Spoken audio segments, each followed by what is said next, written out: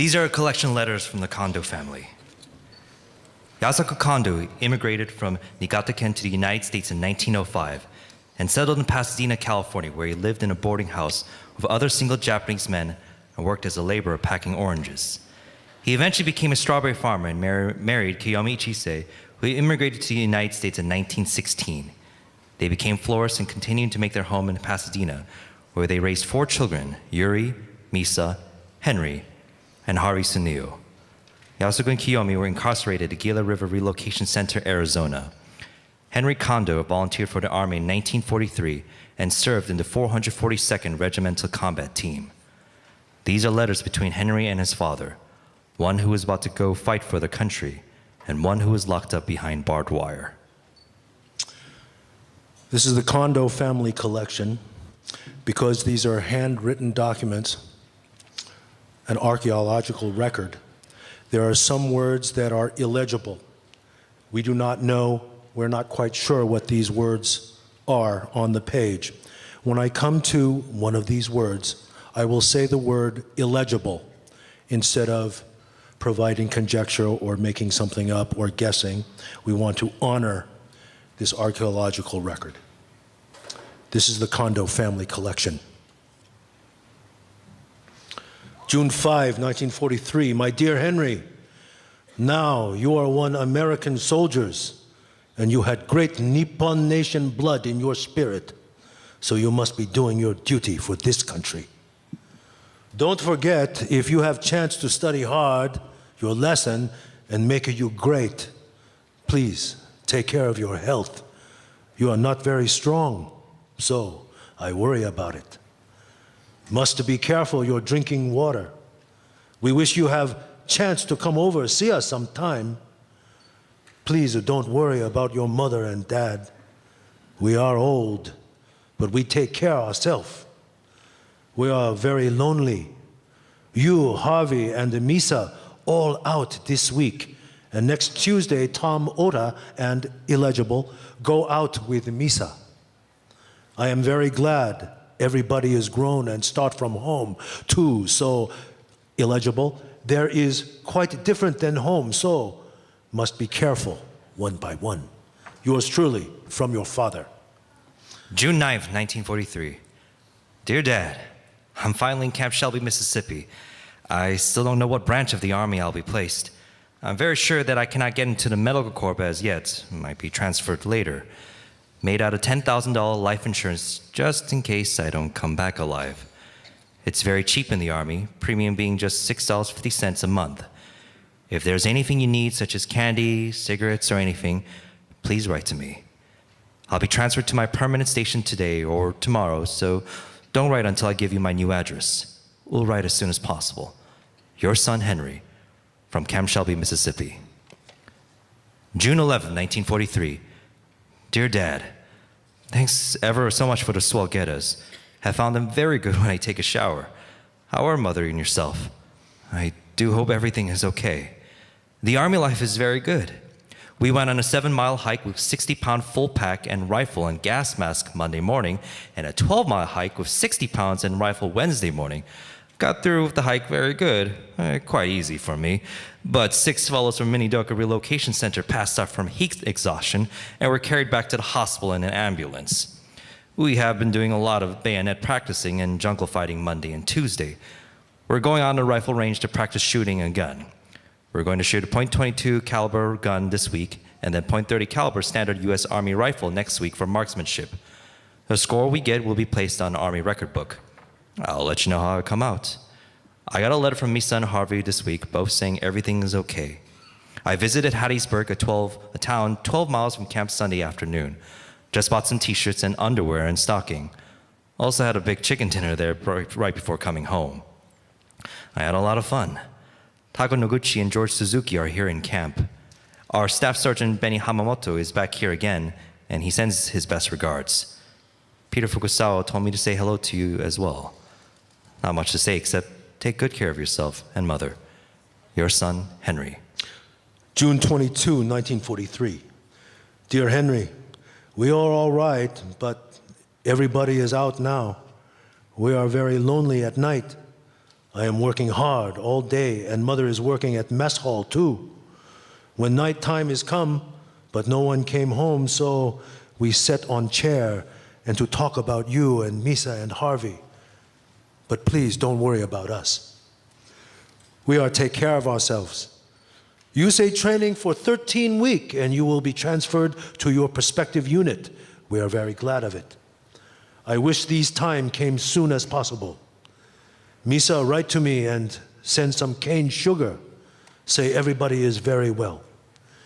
If she found out good jobs for Harvey, she will call him to her place, so we don't need to worry about Harvey. I know Mississippi is bad place, swampy, hot, just like Nippon. May you see a glowworm at your place. I wish you careful about your health and come home at illegible. Gila is summertime now. Go up to 105, but it is not as bad as your place. Mrs. George Suzuki, she helped me from Misa, illegible. I am finished my writing this time. Please take care of yourself, dear my son. Yours truly, from your father. July 1st, 1943. Dear Henry, I get your letter today. You send me soap and another thing. Your mother awfully glad to get these things. I am glad to hear your army life is getting much better and gaining more weight. But will you be careful? When you have had every kind of shots, maybe feeling bad after that. Your hard training is making you more healthy. I wish when you came home, you weigh more like 150 pounds. Harvey sent letter to Kobo last week. He wants his birth certificate for his changed job, but it is not here, so I sent application for birth record at Pasadena City Hall. They will send it to Harvey sometime next week. I write to Misa last week. If she found out a job for him, please call Harvey to your place so Mother don't worry about it. I think Misa will do it for me sometime. Don't worry about it. Harvey sent me Father's Day gift, but he did not say any Ford since he left here. Henry, I am quite busy this week, but I will start your order from next week. Make nice couple pairs of geta, so you wait. Mother will be illegible. We wish you take care of yourself and come home someday. Wear your uniform. Yours truly, your father and mother.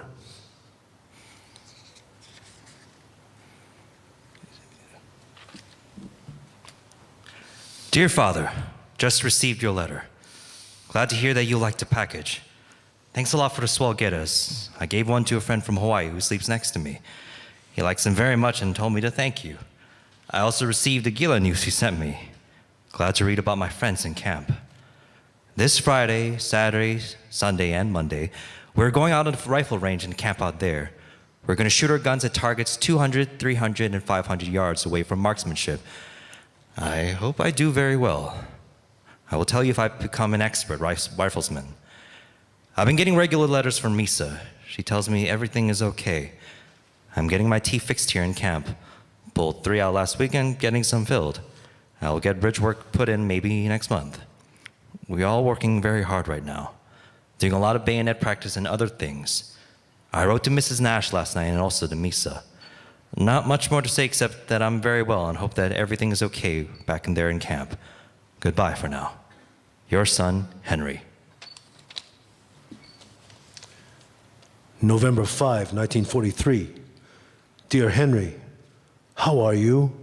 We are missed to see you this time, but will you come to see us next furlough because your mother very much like to see you? We received a box of candy from you. It is very delicious and your kindness. Your mother very glad and proud to the people about her son. Henry, we have very nice weather at here. People start to illegible in the morning and night, but daytime is wonderful. You have nice time in Chicago and Michigan? Henry, I heard quite many bad boys in the army camps. Will you be careful when you're going home with your friend? I know you are old enough to take care of yourself. Your mother makes a sweater and hat for Yuri's baby. May it be done in a week or more or so. She starts sweater for you. She is worried about your health because there is coldness like Japan. So much be make one for Henry. May you going to have it in 2 weeks. Quite many young people go out from our block. Still, I have 200 people more in our block. Toshio Okamoto, he wrote to me since he left here, I am worried there is too cold and quiet, illegible trouble all the time. Ota-san is all well, Johnny illegible, and Miyako is all good. Their son is grown, very nice. Henry, I forget to tell you, we got your picture other day. Your mother say looking nice and fit. I am better to close this time. Will you take care of yourself as best you can? Sincerely, from your father and ma. January 5, 1944. Dear Henry, how are you? We hope you are okay. Your mother very glad to receive your Christmas gift because she need one dresses very bad. And she say those colors very suit her. Also, she says thanks very much about those candy. You send some money for Misa and they will try to get me suit for Christmas gift. I am very sorry to my boys and girls get me such big present this year. Henry, George Suzuki came visit this camp last week, stay here about 1 week, and then he go back to Chicago. Visit 3 friends and go back to camp. We wish you came to see us sometime this spring. Misa wrote you and Yuri had baby. We are all glad about it. Harvey sent letter for us Christmas time and also gift too. 2 young people came from Chicago last week. They had a message from Harvey. He need overcoats, so we send one of your overcoats to him. Your mother tried to send you peanut. Maybe you receive in a couple days. Henry, I want to ask you, you're over 6 months in the army. Why can't you get your medical corps? That captain, Hamson Tamson, promised to you when you volunteer to the army. Thank you for your picture. I like your background. Nice place. Your mother, anyone came in the office, she show her son picture. Will you be careful about your health? Best regard from your mother to you. Yours truly from your father. And that concludes the first half.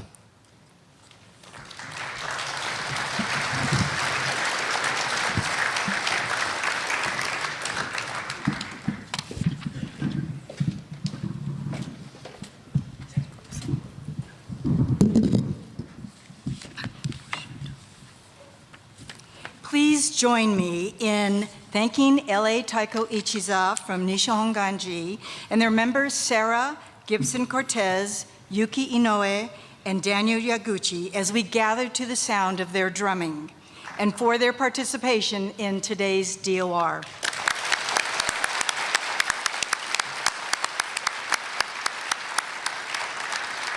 And as a day of remembrance, what better way to reflect than to hear the actual words written between a father and a son during their incarceration and separation during World War II.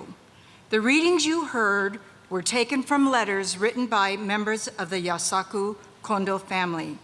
They remind us of the hardships, the fears caused by family separation and incarceration as a result of the unconstitutional Executive Order 9066. Please join me in thanking our actors Edward Hong and Kelvin Han Yi, who will return later for a second reading.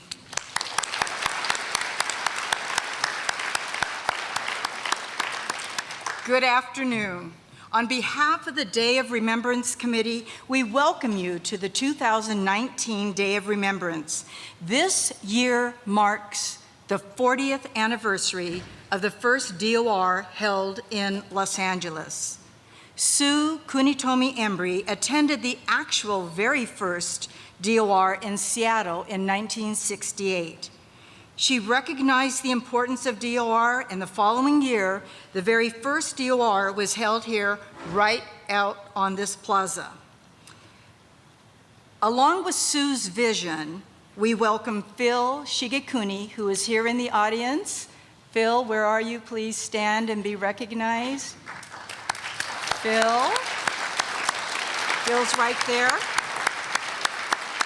Phil was a member of the very first planning committee of that DOR 40 years ago. And today he brought me a flyer from the original DOR. So thank you, Phil, for that. At that time, it was a program meant to bring the community together to reflect on the harsh impact and the legacy of the executive order issued on February 19, 1942, by President Franklin D. Roosevelt. But it was during the 1980s and 1990s, the DORs also served to update the community on the campaign for reparations and to involve them in the continuing fight for redress. Hi, my name is Carrie Morita.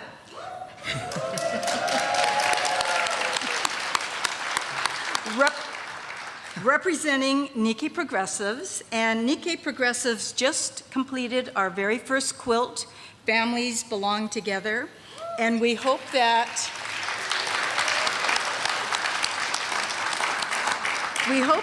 what you see will inspire you as an individual or as an organization to participate in our second quilt. And our table is over there, and anyone who's interested in signing up to be part of that second quilt, please go over to the table. It is my pleasure to serve as your MC today. My mother's family was from the small farming community of Parlier near Fresno, and they were incarcerated at Gila River, Arizona. While my father's family and many of their friends from San Diego were sent to Poston, Arizona. My father was denied enlistment and was declared an enemy alien in spite of being born in California. But he was later drafted out of Poston and joined the 232nd Engineers 442nd Regimental Combat Team. And good afternoon, folks. My name is Hideki Fukusumi, and I am representing Kizuna today. So Kizuna is an organization here in Little Tokyo that seeks to empower the next generation of leaders through educating them about culture, identity, and leadership while engaging them with the community. In terms of my background, I am a Shin Nisei, and I'm actually half Japanese and half Thai. So my experience is very different than Carrie's here, but we both share a lot through community work, through Nikkei Progressives and other activities, and so it's a pleasure to be sharing the stage with her today. This is actually my first time emceeing any type of community event, so it's quite an honor to be here in front of you all today. Thank you for having me. And my first honorable duty today as MC is to remind you to please silence your cell phones and take note of the emergency exits all around you. If you need any of the restrooms, they are directly behind me through the doors right here. Also, we apologize for any inconvenience today in terms of the elevators not working. If you do require assistance getting to the second floor, please check in with the front reception desk and they'll be happy to assist you. It is now my honor to introduce the President and CEO of the Japanese American National Museum, Anne Burroughs. In addition to her 25 years of dedication and leadership to issues of social justice and human rights, Ms. Burroughs has recently been elected chair of the General Assembly of Amnesty International. Please welcome Anne Burroughs.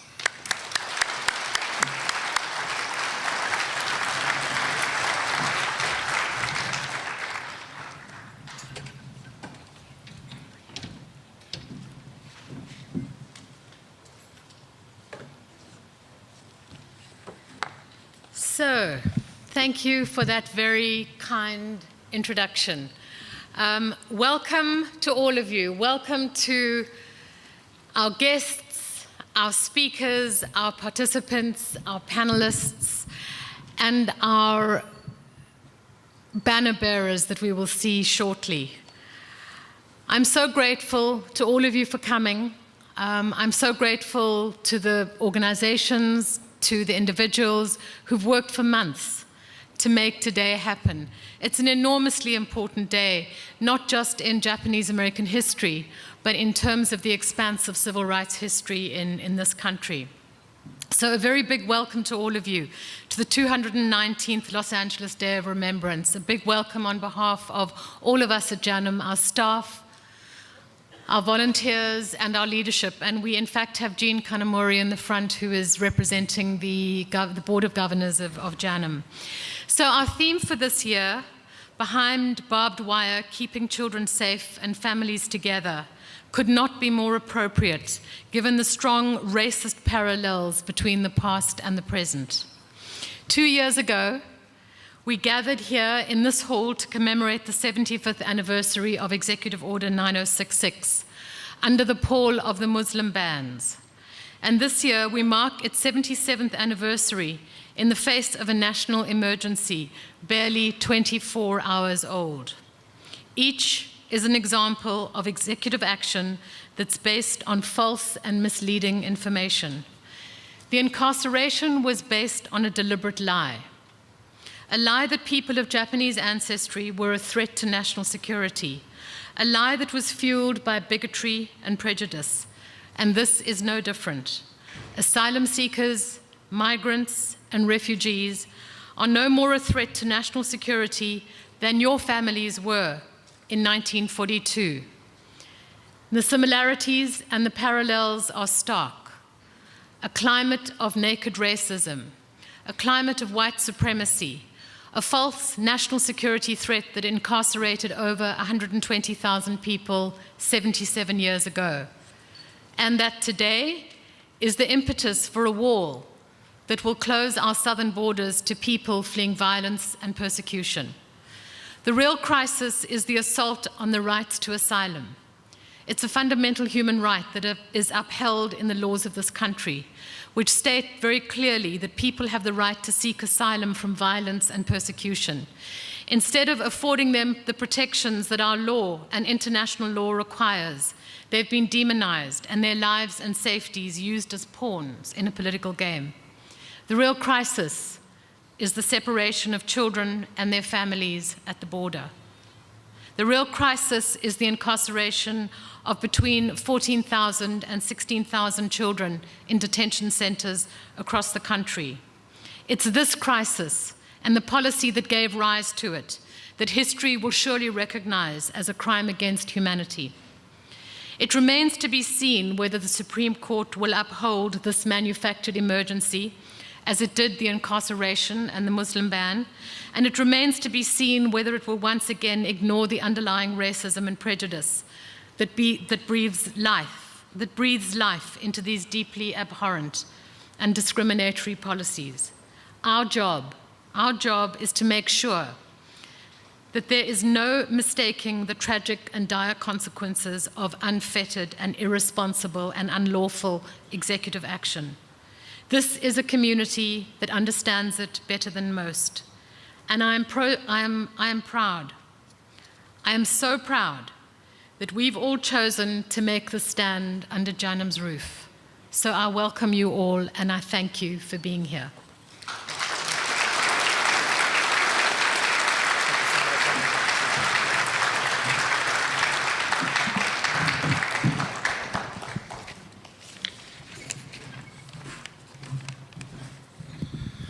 Thank you, Mrs. Burroughs. You and JANM have been so supportive of Day of Remembrance, and we appreciate being able to host it here in this beautiful space. I'd also like to acknowledge Jean Kanamori, JANM board member, if you could please stand. Thank you so much for all the support again for all the years. So the theme of this year's program is Behind Barbed Wire, Keeping Children Safe and Families Together. Last September, when the DOR committee began to meet to develop today's program, we were bombarded with news about the harsh treatment of refugees and asylum seekers at our southern border.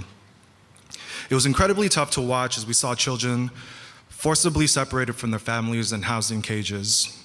For many of us, it felt too familiar, like many of our parents and grandparents who were torn from their homes and communities during World War II, and whose families were often separated, being separated into different camps. All that our families and new immigrants want is to have a better life for their children and to keep them safe. Executive Order 9066 had a tremendous, life-changing impact on over 120,000 Japanese men, women, and children. It affected many of the following Nikkei generations as well. 4 decades later, in 1988, after our community waged a historic campaign to demand justice and got the support of many other justice-minded individuals and communities, Congress passed the Civil Liberties Act of 1988, and President Ronald Reagan apologized to Japanese Americans for that executive action that was determined to be based on racism, wartime hysteria, and the failure of political leadership. Over 82,000 Japanese Americans and Japanese Latin Americans received a letter of apology from the President and individual monetary reparations. We must continue to tell the Japanese American incarceration story in the hope that it can be a cautionary tale for all Americans about the violation of human rights. During each Day of Remembrance program, we seek to remember and honor the first-generation Japanese American pioneers, the Issei, who were immigrants to this country. Much like the immigrants today, they suffered the hardships of getting to this country, earning a living wage to support their family, and suffering the discrimination and racism that the majority of the population do onto them. Their children, the second-generation Nisei, were often bilingual and served as translators for their Issei parents. The Nisei worked hard to get a strong education, acculturate into American society, and advance their careers and communities. Sadly, the hard work, sacrifices, and accomplishments of the Issei and Nisei were cut short by President Roosevelt's executive order in 1942.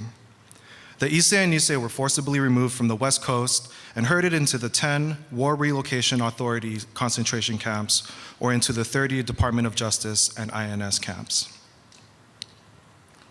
With your printed program, each of you received a tag similar to the one given to each person who was incarcerated in 1942, just like what Hideki's showing. On your tag is the name of a camp.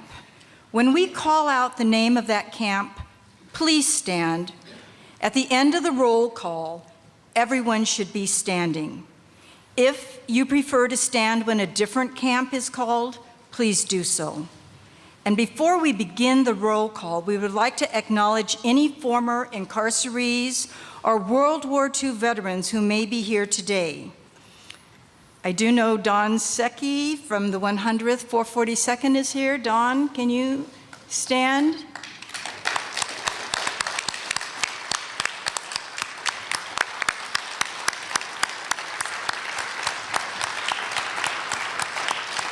And Sumi Secchi from Jerome, Arkansas.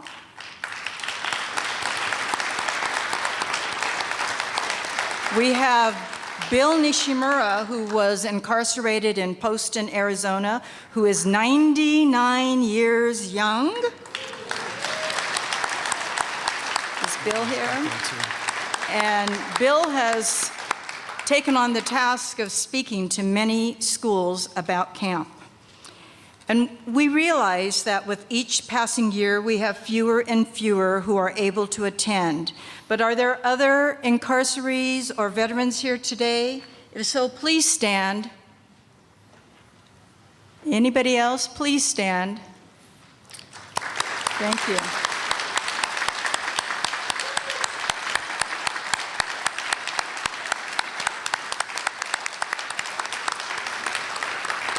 We honor you and we thank you.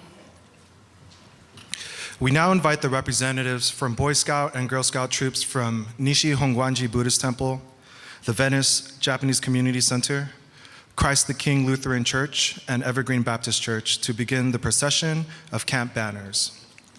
These banners represent the 10 War Relocation Authority concentration camps, DOJ Camp Crystal City, and those who served in the 442nd, 100th Battalion, and Military Intelligence Service. The roll call began at the Manzanar pilgrimage in 1992 and has brought the pilgrimage to a close every year since. This roll call honors the sacrifice, the heroism, and the endurance of all who suffered the effects of Executive Order 9066. Now, as we go into the camp roll call, we invite you to stand.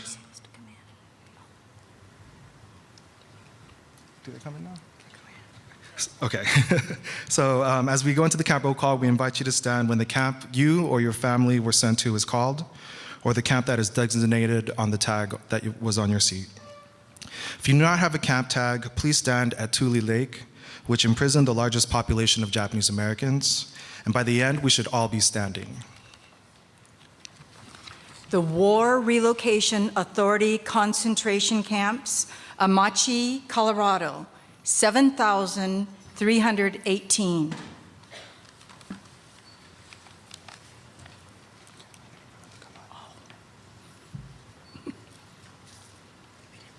Gila River, Arizona, 13,348 people.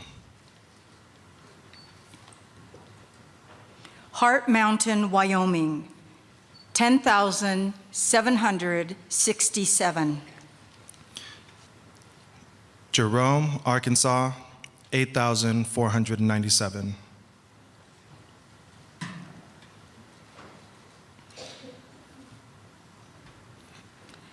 Manzanar, California, 10,046. Minidoka, Idaho, 9,397.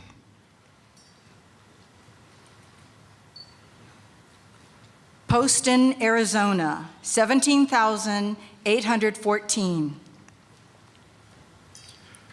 Rower, Arkansas, 8,475.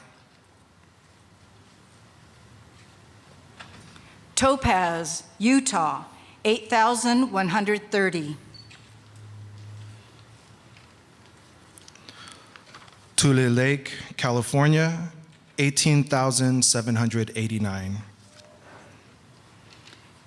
The Department of Justice Camp, Crystal City, Texas.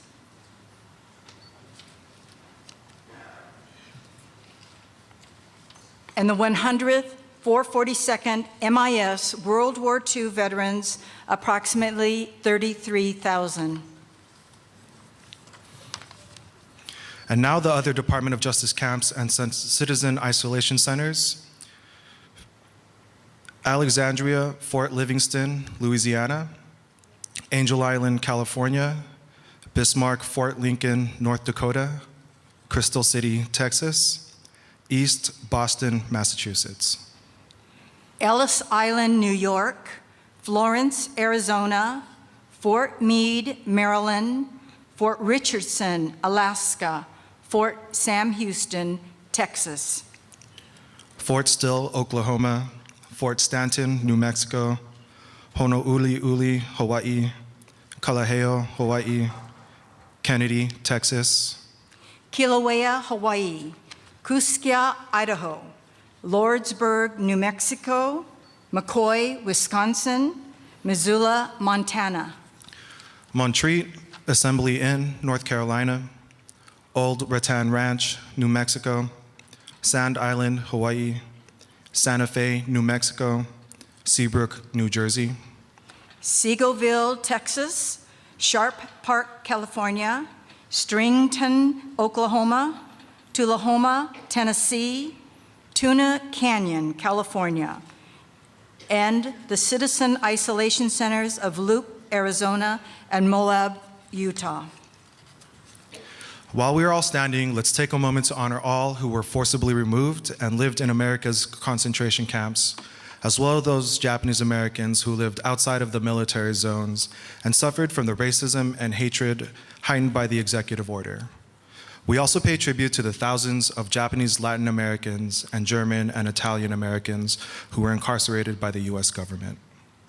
And we pay respects to all of those who are no longer with us, family members, friends, activists, leaders who left our community and the country a tremendous legacy about the camps, about rebuilding lives and communities, about the Japanese American experience, and about fighting for justice. If you are able, please remain standing for a moment of silence.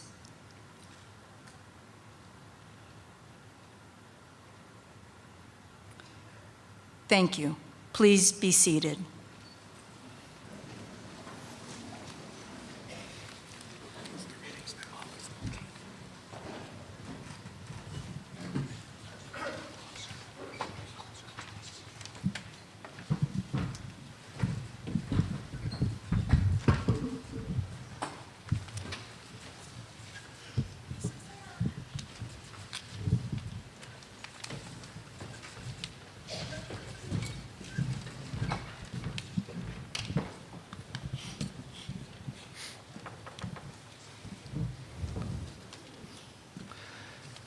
January 11th, 1944.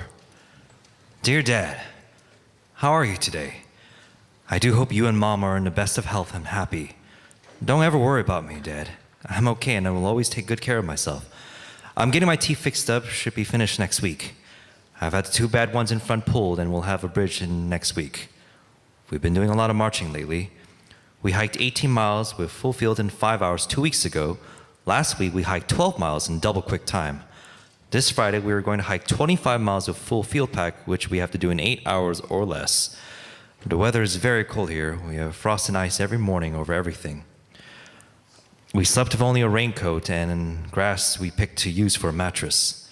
Many nights when the temperature is close to 30 degrees Fahrenheit. Sometimes we get up at 2 a.m. in the morning and don't sleep for 72 hours or eat 2 times a day. But I haven't caught cold or been sick. Last week on our hike, I had to carry another soldier's full field pack because he was so tired. 2 fellows passed out cold when we reached our camp. This training is tough, but I like it. The 100th Infantry in Italy are doing a swell job, but have lost many soldiers. They're going to send about 200 soldiers from our outfit to replace the casualties in the 100th. Many of the boys from the relocation centers have been picked. Mitsutagawa from Hila is one of the boys that will be leaving soon for Italy. He is a machine gunner. The 60mm mortar men in the 100th have been quite lucky to date, and so the replacement for them are very few. Only one guy from our squad will be going.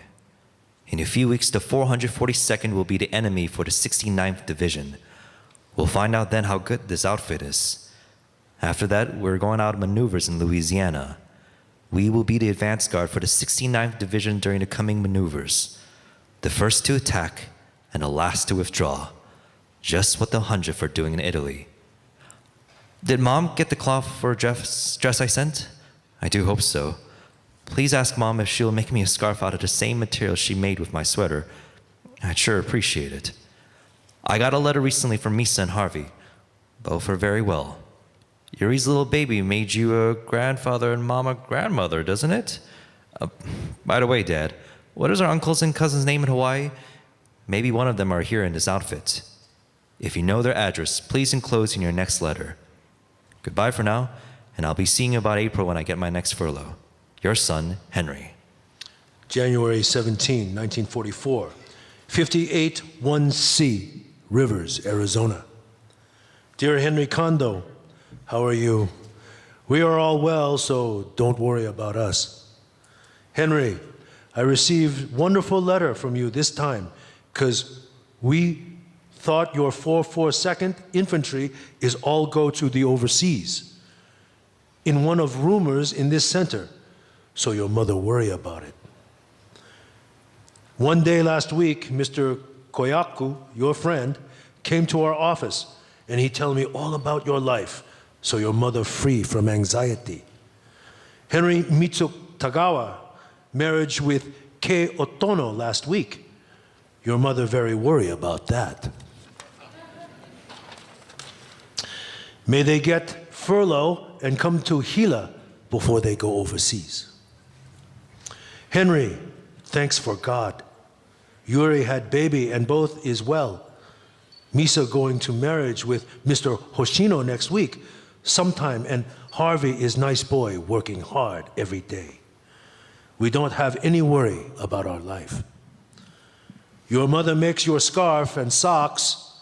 She will send it for you as soon as she can. When you go out to maneuvers in Louisiana, will you be careful with your health? I don't want to tell your mother what you going to sleep with raincoats and grass mattress. She waiting your next furlough, March or April, and come to see us at Hila. Long discussion about family members in Hawaii. Best regards from your mother to you. Sayonara from your father and mom. P.S. Mother makes nice dress that you send it for Christmas gift. She like it very well. February 25, 1944. Dear Henry, how are you? We are very well and happy. Henry, Misa, and Hal came in the center last Monday and stay here little over a week. They leave this morning for Pendleton, Oregon. We are invited whole block people in the mess hall for their marriage, so they have good time in center. Shige, Takawa, and Ken came to center too. They go back to the camp next Monday. Iki Ito came to center also. He left here last Sunday. Misa said when Frank Morimoto moved to Camp Shelby. May, Yuri, and Morinda came in the center about September. I wish when you have furlough and come to Hila, will you stop at Fort Custer, tell Yuri and Frank best way to come to center when Frank have furlough and come with him? If she like to stay there till September, Melinda is big enough to travel to the Hila. Yuri is worried about hot weather for baby out here. But I don't think if she come down here before May, then it okay for Melinda. Henry, we are very glad you are safe to come back to camp from your maneuvers, but we are very, very sorry you lost your officers. When I tell your mother about that, she is crying. Thanks for God save my child. Henry, thank you for your picture.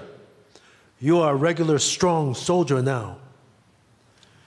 We have bad raining weather at here since Misa and Hal stay here till we have cloud and rain. May you have bad weather at your place too? Please take care of yourself. I received a letter from Harvey about 2 weeks ago. He is a good boy and working hard too. When Misa and Hal at Chicago, they are eat chop suey with him. Will you write to him sometime?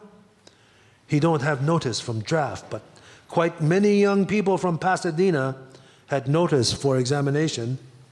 John Furiyama, Tad Yamare, and Yasu illegible, 3 or 4 more boys at my block. Well, I close this letter. Your mother and I waiting for your furlough, and see us as soon as you can. Yours truly, from your father and ma. April 20th, 1944.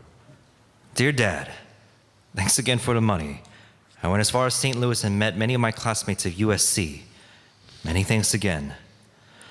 Well, Dad, I guess the time has come to say goodbye for a while. Don't ever worry about me, because I'm sure that the training we've had will always protect me. Knowing that you and Mother and the rest of the family are waiting for me will make me want all the more to return safely. I do hope you mail the dependence blanks, because if it is accepted, you'll receive allowances from March on. I've also got a bond a month allowance too. You'll get $18.75 bond every month. By the way, did you get notice of the life insurance I took up? I mean notification that I've got insurance out? If so, keep it. I've enclosed some negatives and also mailed more clothing to you by Railroad Express. One more thing. remember that you can't mail any packages unless I ask for it, except during holidays. If I ask for something, take the letter and envelope with you to the post office and show them my request. That's the only way you can mail me something. Please use Vmail in writing to me. It'll be much quicker. Don't write anymore until you hear from me. Don't worry, and God be with you always. Your son, Henry.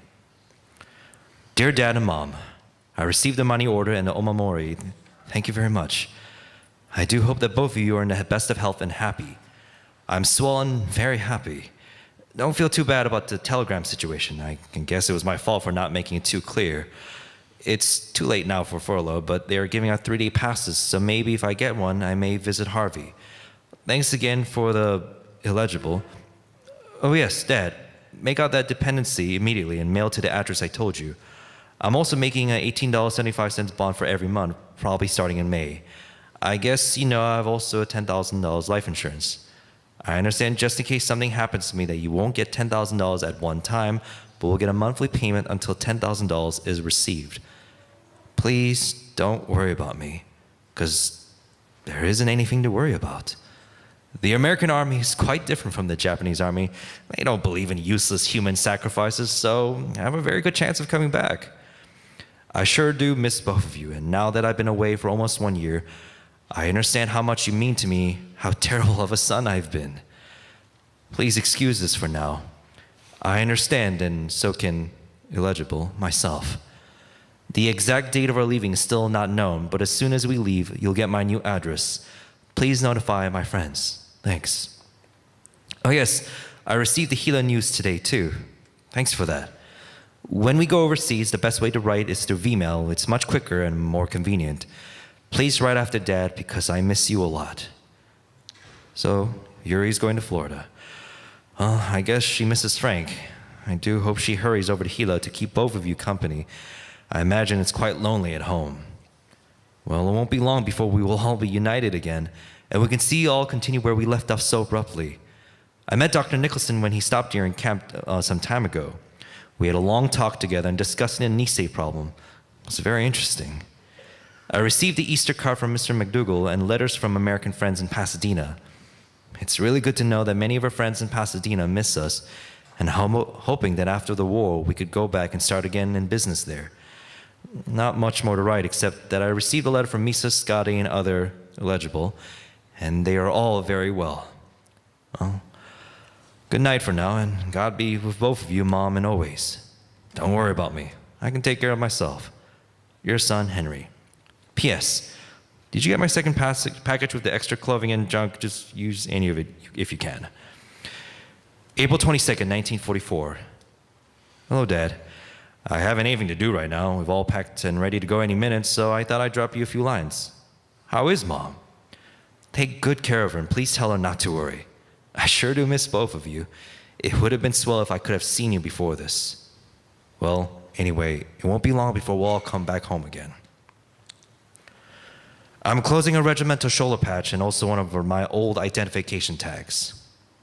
Well, I'll be signing off now. Please take good care of yourself. Your son, Hank. April 24th, 1944. Dear Dad, how are you today? Trust that you and Mother are in the best of health.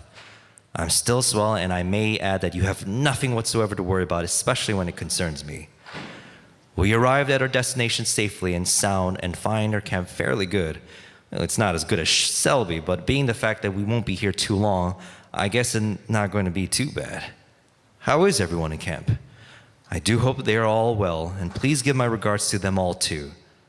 Really, Dad, there isn't much to write. I can't tell you where we stationed or anything, which will be valuable to enemy in case this letter is intercepted, so I better call it quits now. Please write, and my love to you both.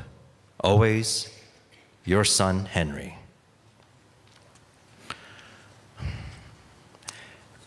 Henry Kondo never saw his parents again. He was killed in action in France on October 19th, 1944, liberating Burroughs and Bifontaine in the Basque Mountains, days prior to the famed rescue of the lost battalion of Texans.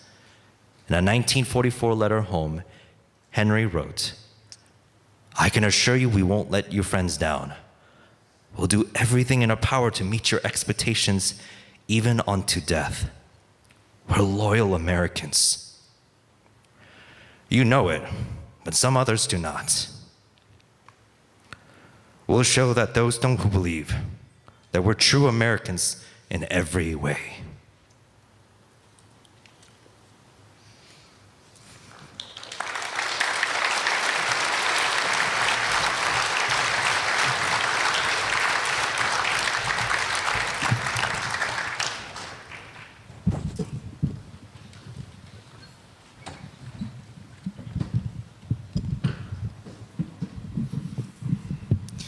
Thank you again, Edward and Kelvin, for doing justice to these letters with such a powerful and an emotional reading.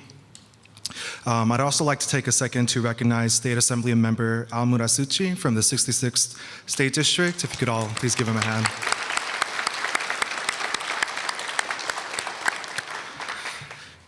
In 2018, our community experienced the passing of many of our friends, family members, and leaders in the community.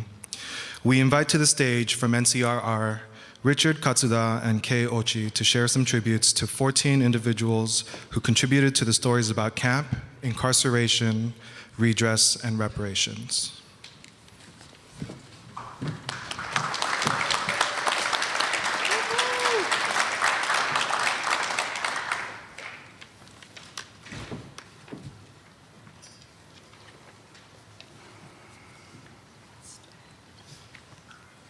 George Aki, 103, on July 4, the last surviving chaplain to serve with the 100th Battalion, 442nd Regimental Combat Team. He was with the unit during fighting in Italy, and it was his lifelong mission to honor the men whose lives were cut short. He served Japanese American churches after the war. Charles Oihe Charlie Hamasaki, 95, on August 30th. A leader of the Terminal Islanders Group and a member of the Planning Committee for the Terminal Islanders Memorial Monument. He also is remembered for his testimony before the Commission on Wartime Relocation and Internment of Civilians in 1981. Ike Hachimonji, 90, on January 17. A longtime volunteer for the Japanese American National Museum who received JANM's Community Award, and with his wife Ruth, the Museum Family Spirit Award. He worked for the LA County Public Health Department and U.S. Agency for International Development. Mary Kinoshita Higashi, 96, on December 9th. She worked for the California Employment Development Department, was active in La Rambla Presbyterian Church and First Presbyterian Church of San Pedro, and was an active member of the Poston Community Alliance. She was featured in the documentary Passing Poston and was often invited to speak about her camp experiences. Stone Ishimaru, 95, on September 10. A teacher, media consultant, and archival and historical coordinator for the Los Angeles Unified School District for 46 years. As photographer since his incarceration at Poston during World War II, he shared his camp photo exhibit at public events throughout Southern California. Toshiko Joy Nagamori Ito, 93, on July 14th, appeared in documentary The Legacy of Heart Mountain, wrote memoirs of Toshi Ito, and was on the advisory council of Heart Mountain Wyoming Foundation, mother of former judge Lance Ito. Yoshisuke Jack Kunitomi, 102, on January 20. A Heart Mountain incarceree who served with the Military Intelligence Service in the Philippines and occupied Japan. He worked for the LA Unified School District for 30 years and participated in many Nisei veterans events. The Dodgers recognized him as Veteran of the Game. Yoshito Yosh Kuromiya, 95, on July 24th. An artist, landscape architect, and World War II draft resistor at Heart Mountain. He spoke out about the constitutional basis for the resistance and appeared in the documentary Rabbit in the Moon and Conscience and the Constitution. He and other resistors received an apology from the JACL in 2002. Tsutomu Maehara, 98, on June 5. To assist Japanese American families returning to downtown LA from the camps, he founded Onsen Hotel Supply in Little Tokyo in 1946 and later Onsen Hardware. A board member of Little Tokyo Public Safety Association and other community organizations, he received Nisei Week's Pioneer Award in 1990. Isamu Carlos Arturo Art Shibayama, 88, on July 31st. One of the Japanese Peruvians abducted by the United States government for a hostage exchange with Japan. He fought in the courts for equitable redress for Japanese Latin Americans who were excluded from the Civil Liberties Act of 1988. His story is told in the documentary Hidden Internment. Jimmy Yamaichi, 95, on May 12 in San Jose. A carpenter, World War II draft resistor, Tule Lake committee member, and co-founder of the Japanese American Museum of San Jose. He was the leader of the Tule Lake pilgrimage and efforts to have Tule Lake named a National Historic Landmark and National Monument. As a young man, he helped build camp structures, including the Tule Lake Jail that still stands today. Junwo Jim Yamashita, 93, on December 19, 2017. 442nd RCT veteran and charter member of Americans of Japanese Ancestry World War II Memorial Alliance. For more than 20 years, he worked on the Echoes of Silence CD-ROM and website, which contained the profiles of every KIA, killed in action, Nisei soldier, and their Caucasian officers. He received the Japanese American Living Legacy Award in 2011. Wakako Yamauchi, 93, on August 16 in Gardena. Noted short story writer and playwright whose plays included And the Social Dance, 12-1A, The Music Lessons, and The Chairman's Wife. Author of songs My Mother Taught Me and Rosebud. She was a member of Pacific Asian American Women Writers West. Aiko Hertzik Yoshinaga, 93, on August 5th. A researcher and archivist, she played a pivotal role during the 1980s with the Commission on Wartime Relocation and Internment of Civilians. The Coram Nobis cases of Fred Korematsu, Gordon Hirabayashi, and Minoru Yasui, and the class action lawsuit filed by the National Council for Japanese American Redress. She discovered documents proving that the JA incarceration was unjustified.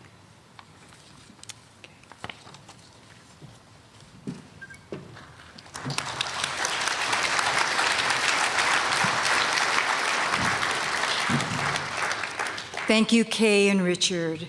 Last year, when the DOR committee saw and heard the horrific scenes at our southern border, we couldn't believe it, and yet we could, as this current administration has demonized people from Mexico and Central America, characterizing them as invading hordes of bad people who wish to do us harm. And now we know that the language from this national emergency declaration is one that is flawed and dangerous. As the committee discussed this inhumane treatment, we were struck by the scary parallels with the Japanese American experience before and during World War II. Japanese immigrants to the United States faced severe discrimination and isolation as they tried to set roots here. They were prohibited from becoming naturalized citizens until 1952. Many of them were rounded up by the FBI the day after Pearl Harbor, as the government already had lists of Japanese immigrants whom they suspected of having ties with Japan. Many of those picked up were not allowed to reconnect with their families for months and years. So for the next portion of today's program, we're fortunate to have Brian Niiya here to tell us about the immigrant experiences of Japanese in the US. Brian is the content editor for Densho, as well as the editor of the Encyclopedia of Japanese American History. He will share from his vast knowledge of the history of Japanese Americans. Brian will also be the moderator for our panel of speakers who will address many of the challenges of creating immigration policies that are humane and respect the sanctity of the family and children and keeping the family together. If we can invite Brian and the panelists.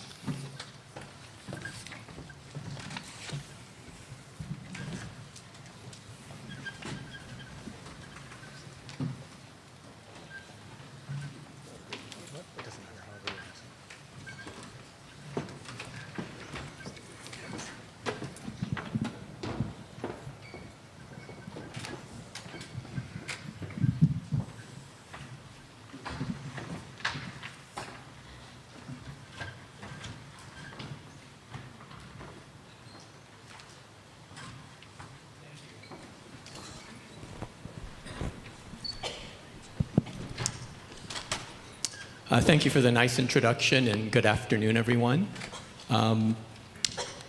As has been mentioned, we are commemorating the anniversary of Executive Order 9066 this afternoon.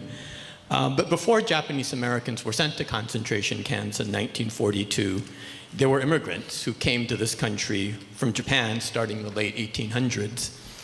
We don't necessarily talk about it a lot in our community, but a fair number came in contravention of immigration laws, some by literally jumping ship and swimming to shore, some crossing the border from Canada or Mexico, some using fairly elaborate fraudulent passport schemes to gain entry.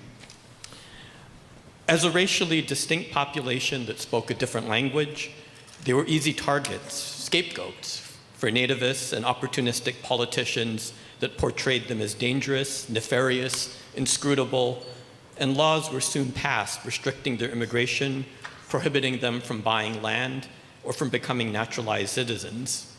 These were the parents, grandparents, great-grandparents, maybe even great-great-grandparents of many of us in this room.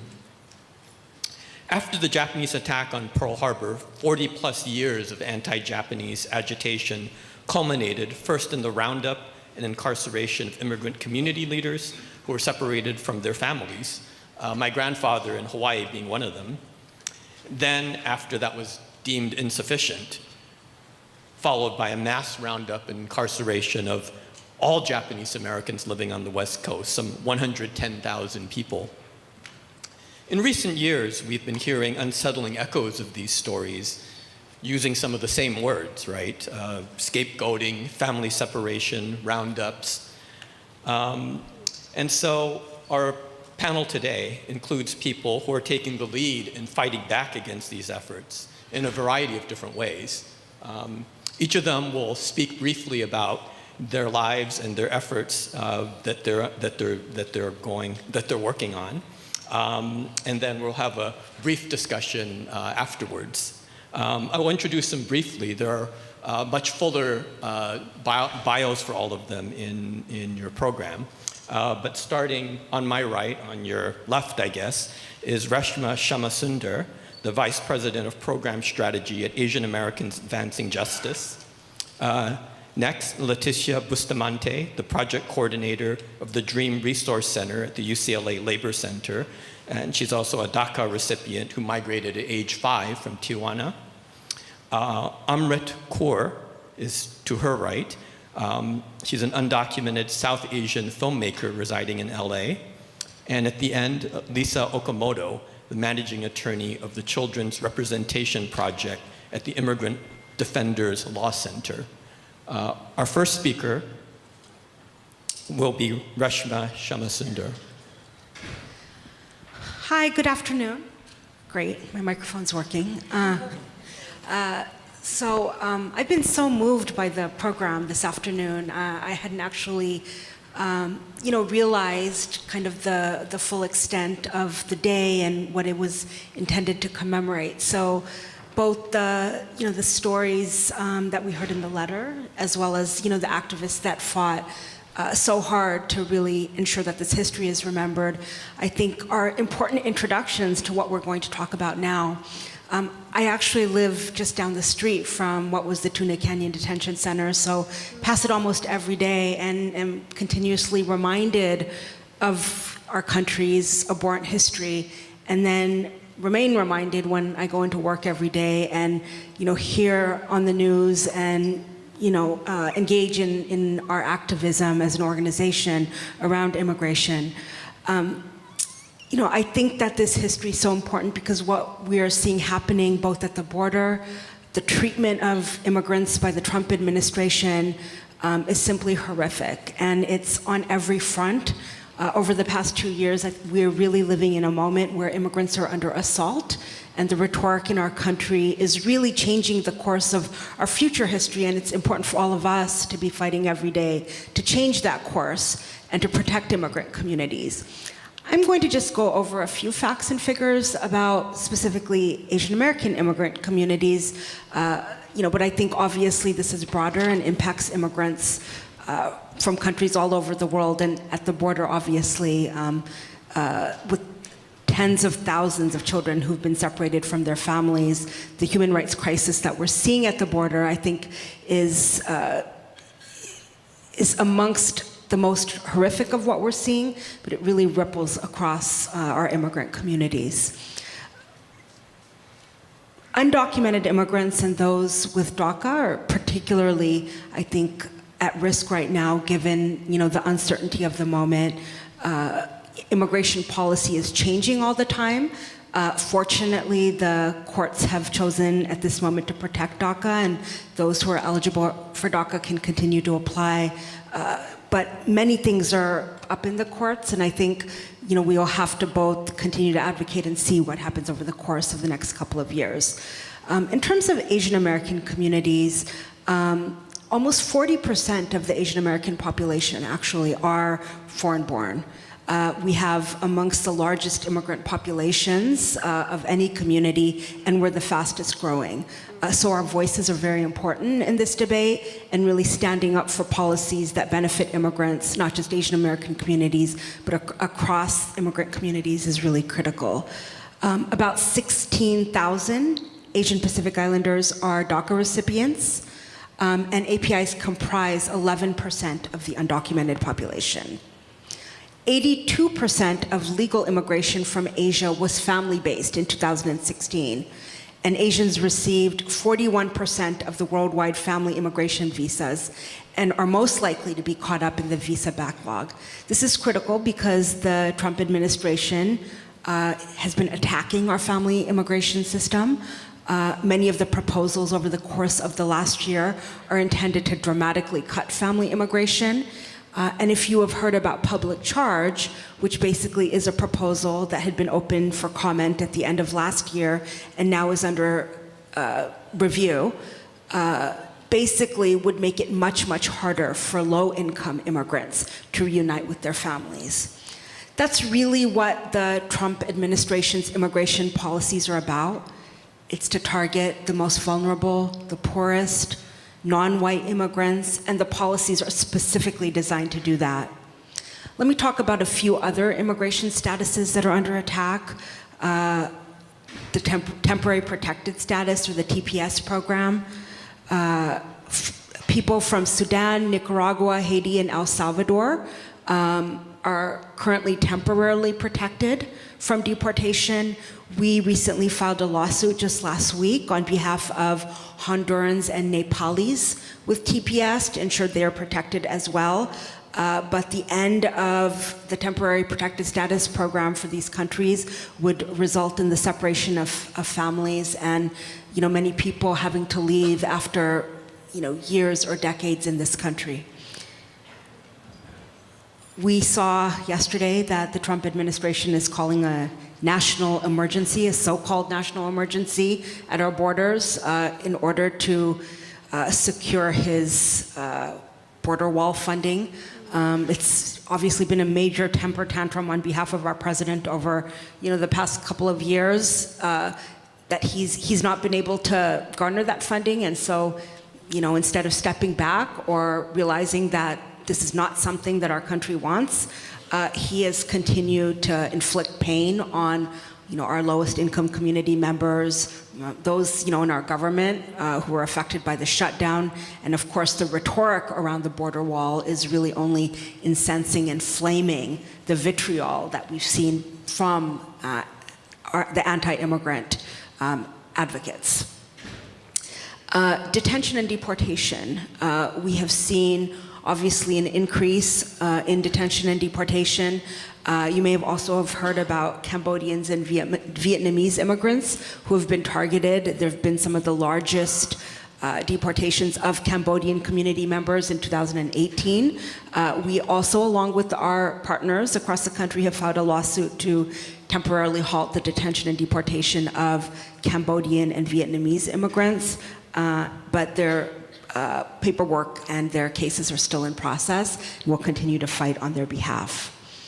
So I think just to close my piece, which really is an introduction, I really would like to invite all of you to request that all of you join the various immigration campaigns that are really fighting back against, these most horrific of efforts.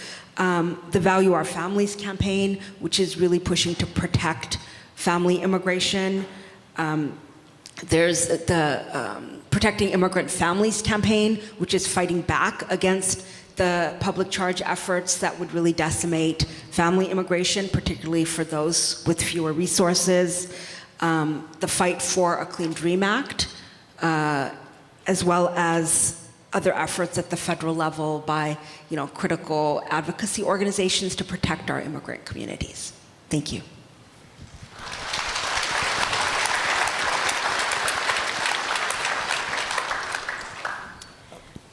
Actually, before we go to Leticia, I wanted to mention that we had a fifth panelist, Sigrid Toy, who was unfortunately not able to participate today due to illness. Sigrid is a psychologist who's studying the children of German-American internees and a board director of the Tuna Canyon Detention Station Coalition. And she did send a brief piece that she wanted to have read. So I'm going to read that now in what would have been her place. She starts by writing about her father, and she wrote, being a prominent business person in LA Chamber, World Trade Council, and other commercial organizations got him on the FBI's radar screen. What followed was wrenching: the separation of our family, my mother's lack of skills, although hiring a German was not popular at the time, so things weren't good at home. Spam and cans of Dinty Moore stew with white rice was the Sunday dinner. Apricots from the trees when there's little else. For me, the worst part was being seen as a, quote, Nazi German, not necessarily by the kids, but by the teachers. Me and my mother were a package. My mother was emotionally delicate and the experience centered to a sanitarium, i.e. loony bin, at least twice. I was left with a neighbor for a long time, and later with strangers that lived up the street from the school I attended. They were an older couple I'd never met. It was a total drop-off, and I was clueless. Pretty scary, since my dad was in camp and my mom was gone, never knowing for how long she'd be away and if I'd ever see her again. After 6th grade, I was sent to boarding school, now Harvard Westlake, so it shouldn't be a total loss, which probably saved my life. When we talk about abandonment issues, a tidy psycho term for a very complicated phenomenon, I'd like to remind folks today that the families now separated are going to be impacted in that same way, possibly for life, and varying degrees of success. It hasn't stopped me, but has left me with a deep understanding of that issue and others, and a sense of inclusiveness for all people, and is most likely the reason I chose to become a psychologist working with kids. My study, dissertation, was an inquiry as to why that period of time drove some crazy and took them down, while others were able to move on and gain strength, thanks to that time in their lives. I still don't have the answer. It's a crapshoot, most likely. Personally, I wouldn't trade that period in my life for all the tea in Ceylon. It's been my strength during difficult times, which is most likely a good message. Injustice is a staple of human nature. That's not going to change. But I have a voice, and I look forward to continuing to use it whenever I can. That's from Sigrid Toy.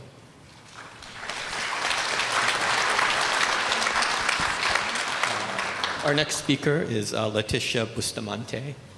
Hi, good afternoon, everybody. My name is Leticia Bustamante. I go by Leti. As Brian said, I am undocumented. I moved to the United States at the age of 5 from Tijuana, Mexico. My family and I were very fortunate in the sense that we were able to apply for a tourist visa, visitor's visa. We were able to receive them. So fortunately for us, unlike a lot of the folks that are at the border right now, we were able to cross and come here legally, and we just overstayed our visa. The reason that we decided to come to the United States was because my grandmother at the time had a very aggressive form of cancer, and we could no longer afford to pay for chemotherapy. The money that my parents were making in Tijuana was not that much. So my dad came to the United States to work. The intention was for him to make some money, go back to Mexico. But once he got here, he realized that this was a better place for his family, and the best thing for us to do as a family was to move here. Initially, my mom did not want to move. She did not want to leave her family behind, everything she knew. But ultimately, they did it for me. They did it for my brother, right? They brought us here, and I'm forever thankful for that decision that they made. Throughout my time here, I've been going to public school here. I went to Baldwin Park Unified School District from elementary all the way up to high school. I was able to go to UCLA. I just graduated recently from UCLA with a major in political science, a minor in labor and work studies. Thank you. Thankfully, and this is hard work from my parents and the values that they instilled in me. I was able to get some scholarships so that I wouldn't have to pay a cent to UCLA. Furthermore, I started college at a time when the California DREAM Act was now available for undocumented students. UCLA was also pretty helpful in terms of scholarships. So again, I feel like I've been very fortunate, and this all stems from a movement, right? The immigrant youth movement that began as a result of Congress being unable to pass the DREAM Act a couple years back, almost a decade ago. So if it weren't for those folks that were out in the streets, a lot of here in LA, right, shutting down streets, marching, going to different senators' offices, I wouldn't be here right now because I wouldn't have DACA. And even with DACA, we see things that are very problematic. So yes, it gives 800,000 immigrant youth the ability to have a work permit, but what about everybody else, right? What about my parents, who are just as deserving, if not more, than I am for an opportunity to work legally in this country, right? What about them? Sure, they'll give me a work permit, but they're also going to increase funding for ICE and for Border Patrol, and we're gonna see more raids, and maybe my parents won't come home one day. That's not a fair trade-off, and that's not something that, I want to give, but that's what they're giving us right now. And even with DACA being rescinded, I could continue to renew. I have renewed my work permit, but what happens after October of 2020 when my work permit expires, There's this uncertainty right now, and we keep seeing things that I don't even know if at this point we should be surprised, right? A national emergency was just declared. We all know that that was not something that needed to be done, but we don't honestly know if we should be surprised or not at this point anymore. I am in a mixed status family, so that means that I am on DACA. My younger brother is on DACA, who is up in San Francisco right now for school. My youngest brother is a US citizen, and then I have my parents who are completely unprotected. So in the event that something were to happen to our family, maybe my brother and I would be fine, but my parents wouldn't, and then my youngest brother, he would be left without parents or siblings. And he's 12 right now. He has gone with me a couple of times to renew my work permit. And he asked me one time when he was 10 when he was going to have to fill out that paperwork for himself. I then had to explain to him that, you're an American citizen, don't worry about it. You don't have to go through this. But it's just not a conversation that you should be having with the kid, right? So now, today I'm working at the UCLA Labor Center. I'm a project coordinator for a program called Dream Summer, which we're both alum of Dream Summer. I did Dream Summer in 2016, and that program changed my life. I even went back to school and I changed my minor, and I decided that I wanted to go to grad school instead of law school after I did the program. And like I said, it's been life-changing, and it is an honor to be a part of a program that empowers immigrant youth and builds the next generation of leaders that we can now come out here into the streets and have these skills and have developed, have this knowledge that we can now go to school and serve on different, a lot of our alumni serves now in different councils. We're now working and trying to get policy passed for undocumented folks to serve on state committees, right? So making sure that we as immigrants are the ones who have a say in what happens for us and what kind of policy is developed for us, right? Even the initial conversations of DACA were held in the Labor Center. So it is an honor to be a part of the movement, and it is an honor to be sitting here in front of you all today, and thank you.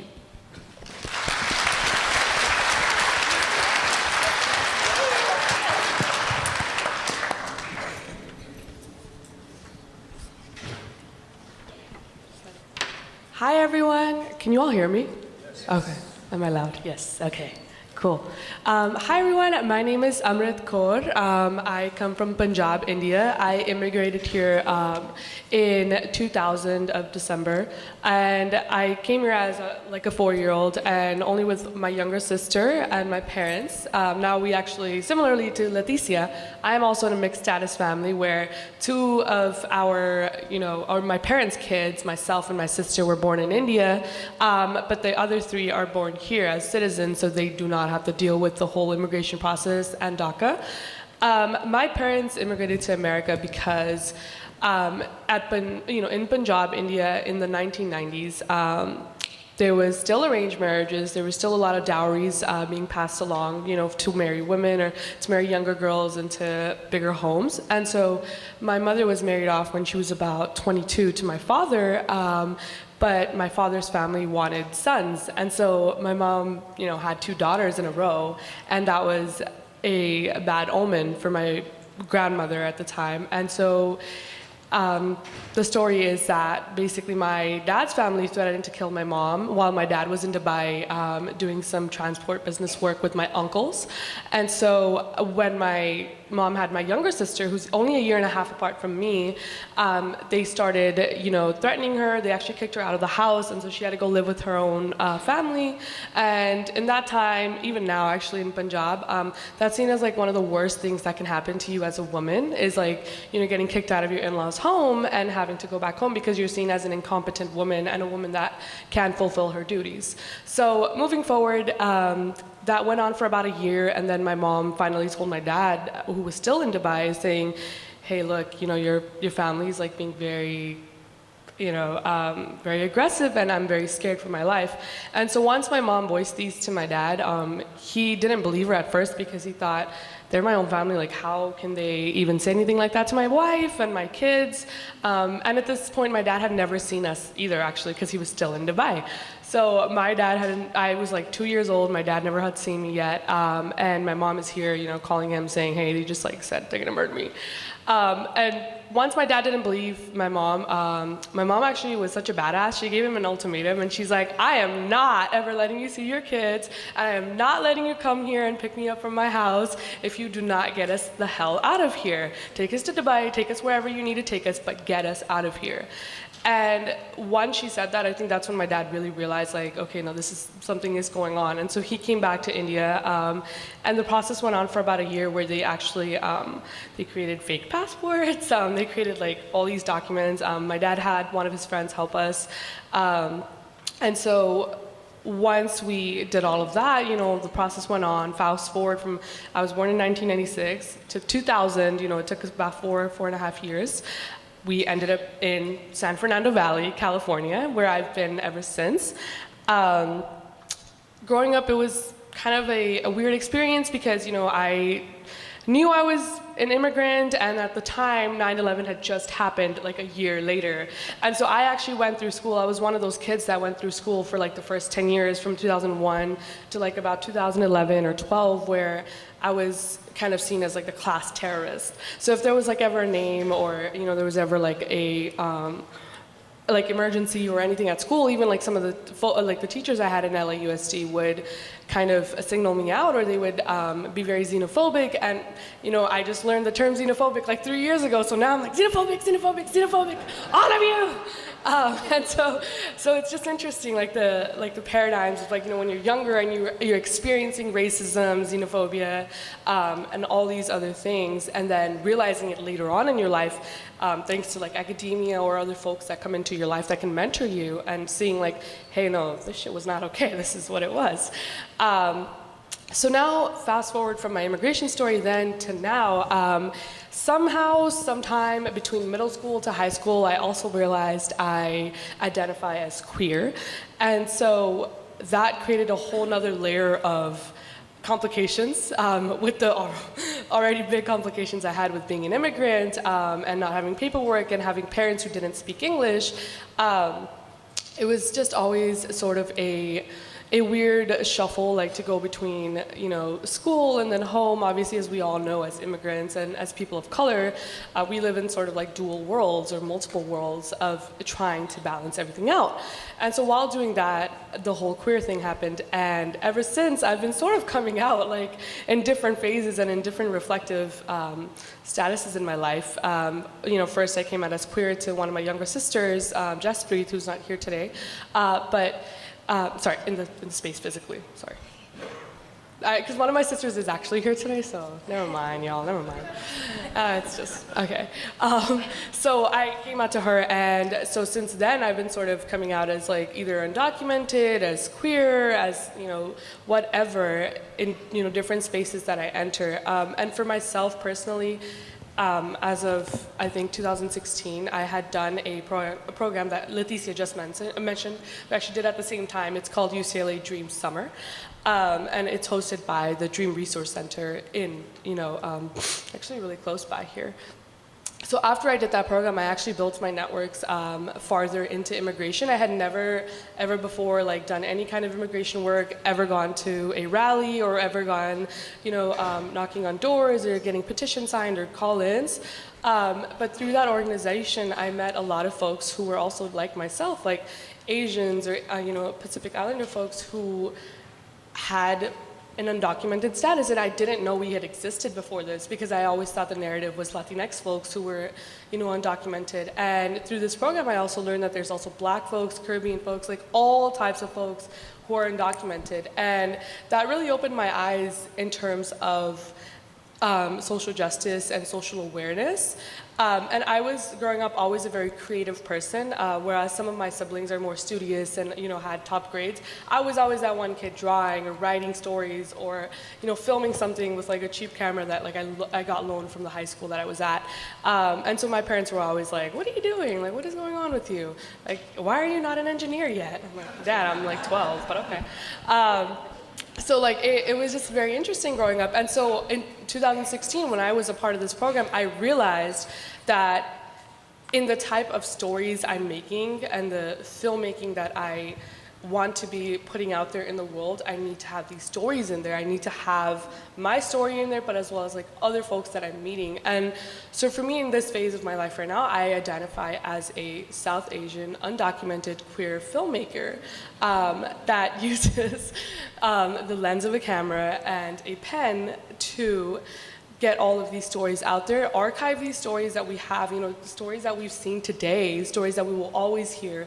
And even us sitting in this space right now will become history one day, and I want to be the person that, has the ability and the privilege and the honor of somehow connecting what's happening today to something that I make in the future. And I think all of our stories are so important. They're so different, and they're so unique, but they're all so connected. And I think for me, what I find fascinating in my filmmaking is finding that connection that we all have as human beings in the beginning, and then finding some sort of intentional and intersectional way of bridging the gaps between all of our different communities. And right now, I am a part of an organization called Satrang Los Angeles, which is for queer South Asian folks. And I'm actually also a core organizer and member of an organization called Uplift Los Angeles, which is actually housed under Reshma's organization called Advancing Justice Los Los Angeles. And so we've actually, in the last few years, done a lot of, and with Uplift, we've done a lot of work with, going to DC for the Clean Dream Act mobilization, working with organizations such as NACASEC, the DocuBlack Network, UCLA Dream Resource Center. So a lot of the folks that I am currently with, who are also undocumented API folks, we're trying to now this year be very intentional with our organization and create even bigger connections and creativity. Like this summer, we'll be hosting an Expressions night that will be hosted with Satrang Los Angeles. Hopefully Tuesday Night Cafe, if we can get it to happen with them. That happens like right there. So yeah, that's like what I'm doing in my life right now. So yeah.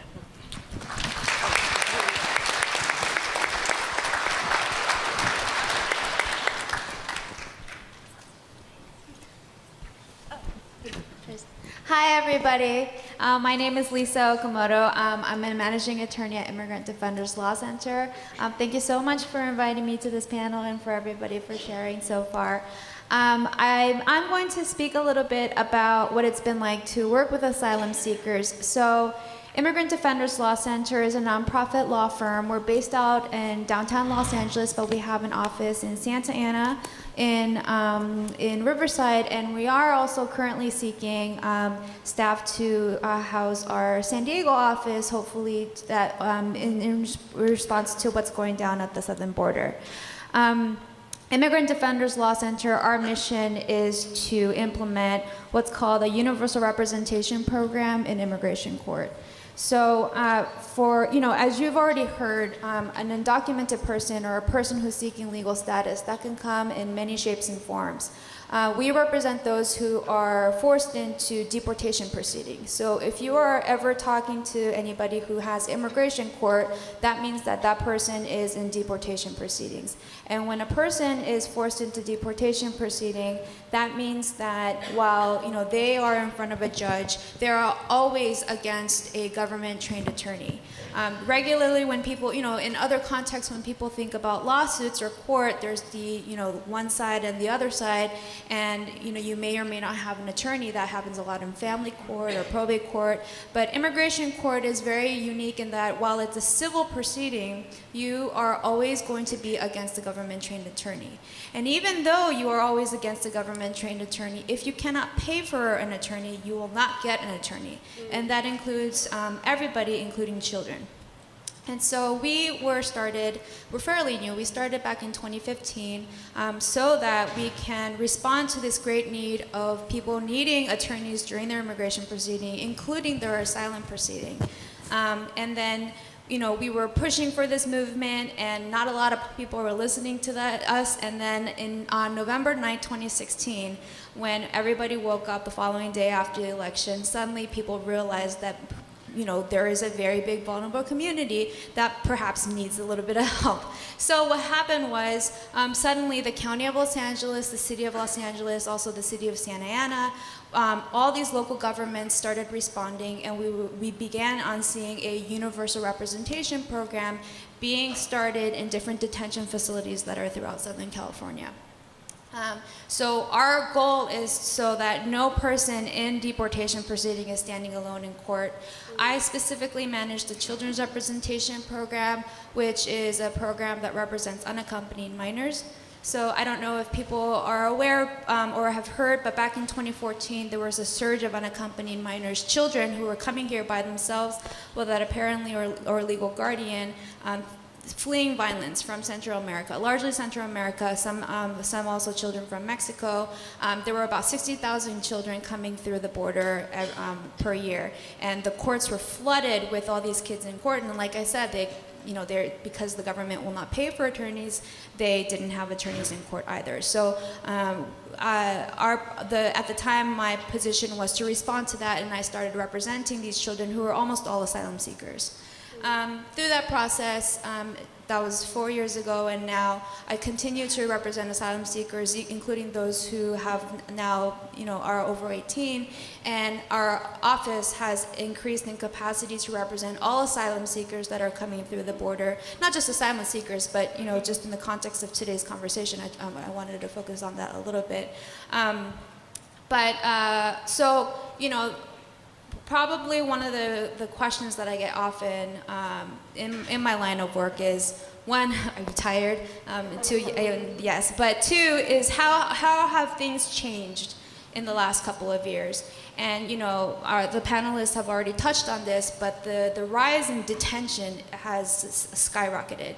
So what that means is those who are here seeking asylum, who have no criminal background whatsoever, even in their home country or here, you are likely to be detained. And that was what started the family separation crisis last year. All those people who were at the border, families, children, mothers, single men who were here trying to support their family, but also fleeing violence because they were the ones targeted in their home country. They came to the border to seek asylum, and they were subsequently detained, and they were separated because there at least is a law that children can't be detained. So they separated the parents from the children. What happened then was the detention centers got flooded. And all the immigration detention centers no longer could accept people, so what the federal government decided to do was to place approximately 1,000 people into the Victorville Bureau of Federal Prison. And so there were about 1,000 people who were transferred into the Victorville Federal Prison. Actually, half of those were Sikh asylum seekers, and the other half were about Central American. There were a couple of people from different parts of Africa as well seeking asylum, but they were all held in these federal prisons without an access to an attorney, without access to an immigration proceeding, without access to interpreters, with terrible food conditions. They were provided rotten food. They were not allowed to go outside. So Immigrant Defenders Law Center, represented by the ACLU, sued the Department of Homeland Security, and we gained access into Victorville to speak to these asylum seekers, to do intakes, and to try to get them out as soon as possible. And I think that was my, at least, personal interactions with those who recently arrived from the border, and interacting with asylum seekers who were just starting their process. And I can say across the board, every single man, and they were all men because it was a male facility, but every single person that I spoke to, what they said is, I just wanted to do things legally. I presented myself at the port of entry. I can't believe I'm in shackles, in a jumpsuit, and they're treating me like a criminal, and I don't know why, and I don't know when I'm getting out of here. And that was repeated over and over again. I think I've spoken to at least 100 people through that time that we were doing the intake process. And it was really eye-opening as to, you know, the justification, the consequences when national security is used as a justification to detain people. Luckily, all those people are now out now from Victorville. Unfortunately, many of them are now detained in immigration detention centers, but at least they do have access to immigration court to fight for their asylum proceeding. But it was just an eye-opener. And the second time that really kind of shook me to the core was, you know, when there was the migrant caravan that was coming from largely Honduras, but also El Salvador, through into Mexico. There was pretty much a stop on anybody trying to access the port of entry to seek asylum. So Immigrant Defenders Law Center, we went down to Tijuana and then to Mexicali to do Know Your Rights training to the asylum seekers, to try to get information on how it is for these people to seek asylum at the port of entry. My colleague and I, we went down to different park areas where there were 1,000 people meeting there, tried to understand what was the legal process to seek asylum into the United States. And it was frustrating that that they couldn't. What happened, at least on the Mexicali border when I was down there, was that they were requiring all asylum seekers into the United States to prove that they had lawful entry into Mexico to ask for asylum into the United States, which is impossible because Mexico the Mexican government just did not provide any sort of legal entry to any of the caravan members.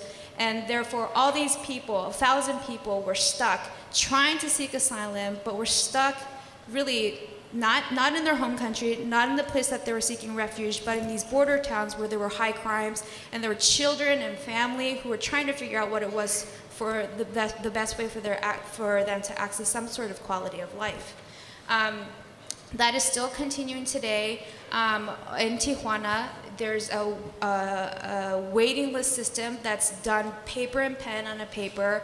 People are prevented from legally going into the port of entry to seek asylum. In fact, about 2 days ago, the first people who actually were able to go through the port of entry to seek asylum were shipped back to Mexico because there's now a new regulation that requires those who are wanting to seek asylum to the United States to wait in Mexico, including Mexican nationals. So Mexican nationals who want to seek asylum from Mexico have to wait in Mexico for their asylum proceeding in the United States. So there are all these challenges that have been set in place, detention, just logistical barriers that are preventing people who are fleeing violence that the United States had active involvement in creating in the first place, that is all in the name of national security. And I've been thinking about kind of the parallels of the internment camps that happened during World War II and now.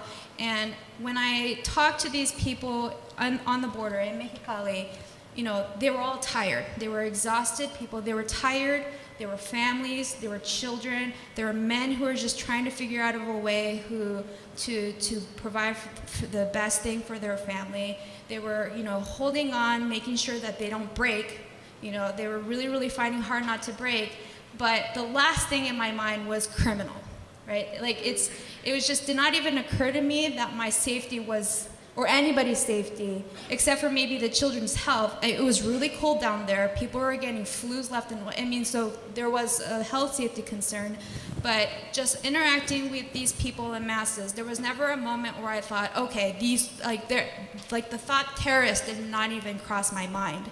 And so I think there are probably a lot of people whose experience were parallel to that, where, you know, when they were in camp, they were considered as some sort of enemy of the state, yet the day-to-day people that you interact with face-to-face, you couldn't believe that a government would treat people in such ways. And so my hope is that that this blanket justification of national security be challenged on a daily basis, and that we uphold the law that anybody who is here, who's physically here in the United States, regardless whether if it's in the port of entry, they do have a right to seek asylum, to protect it as much as possible, so that we can at least have some sort of moral ground when we're talking about the immigration system. Because it's true, the immigration system is broken, but you know, we have to start somewhere, and apart from like economic reasons, it makes sense for people to be able to work here economically. I hope to also fight for the moral reason that if somebody's here fleeing from a country that cannot protect them, that we at least provide an extended hand.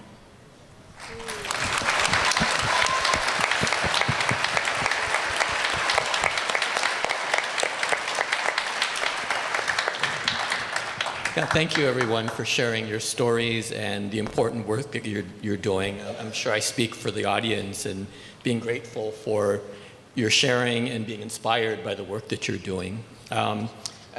Just a quick observation, maybe it's just me because I see everything through the lens of JA history, but you know, I couldn't help hearing the stories of Leticia and Amrit, and not think of the many interviews that I've done with Nisei. I mean, the details are different, of course, but a lot of the overarching themes are the same.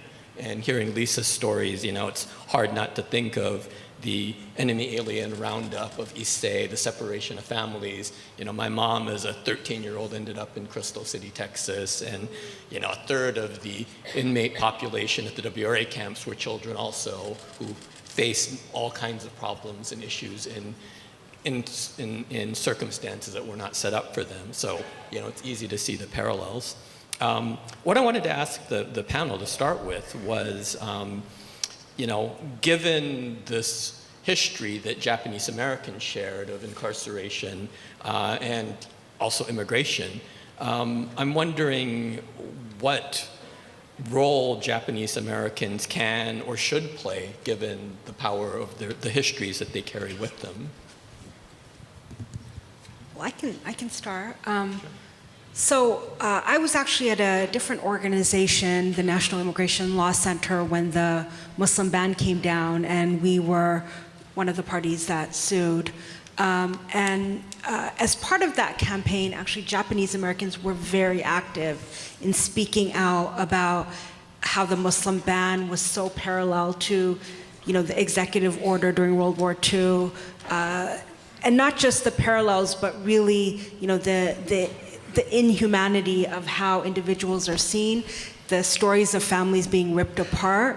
And Japanese Americans were actually even very active during the, kind of providing information during the court case. And so I think specific engagement around, the issues that are so parallel to what we saw during World War II. I think the separation of children at the borders is, I think, another opportunity. And I think it can, it can be as simple as a call to your legislator or Congress member to as engaged as really being active in a campaign and providing the voice and stories of, your family and, the history that they've endured and the importance of Japanese Americans speaking out, particularly in this moment when we're replicating the worst of our history. I think it's important to continue to tell these stories, to keep reminding folks that this has happened before, that this is not the first time that the United States does something like put kids in cages or camps or whatnot. Something that was mentioned at the beginning of the program, and I would just like to highlight, is that the Commission on Wartime Relocation and Internment of Civilians released a report. And they determined that the decision to incarcerate people was based on race prejudice, war hysteria, and a failure of political leadership. Does that sound familiar to anybody? Are we going through this again? Yeah, we are, right? So again, I think it's very important to remind folks this happened before. It's literally happening again. It's just a different group of immigrants. We need to continue to tell these stories and remind folks what was done and what needs to be done, and sharing these stories is a great way to do that. Thanks for sharing that, both of you. I second everything they just said, and also, if you're not very politically active, the best thing you can do, just in any case, any scenario that's going on, is to definitely know your representatives. Know who is repping you, because these are the people that you should be calling, sending emails to, sending letters to, asking everybody around you to be sending stuff to them. And if you are part of organizations or you go to a university like myself, I attend CSUN, if you are involved in organizations, as I said, universities, whatever, mobilize. You need to mobilize your people. Start from the ground. Get all the people that you know close to you, like your family members, your friends, whatever. Tell them what's going on. If you yourself are not very familiar with the issues that we're talking about, or if you don't feel like you can comfortably call someone yourself, ask a friend who is involved in an organization such as the ones that we're all involved in. Check online. There's always stuff on Facebook too. We're always mobilizing on social media. We're always sending out emails, whatever. Get on newsletters, get on all these different sorts of emails, because as obnoxious as they sometimes can seem and very, you can feel burnt out with getting so many emails from different organizations to sign this petition, sign that, sign this, it's very, very important to do so, or at least to forward it to folks who do have the capacity to do so. And then lastly, while you're doing all this important work from the ground up, take care of yourself. Because you're the only person that can take care of yourself truly, because you know yourself, and also we need you.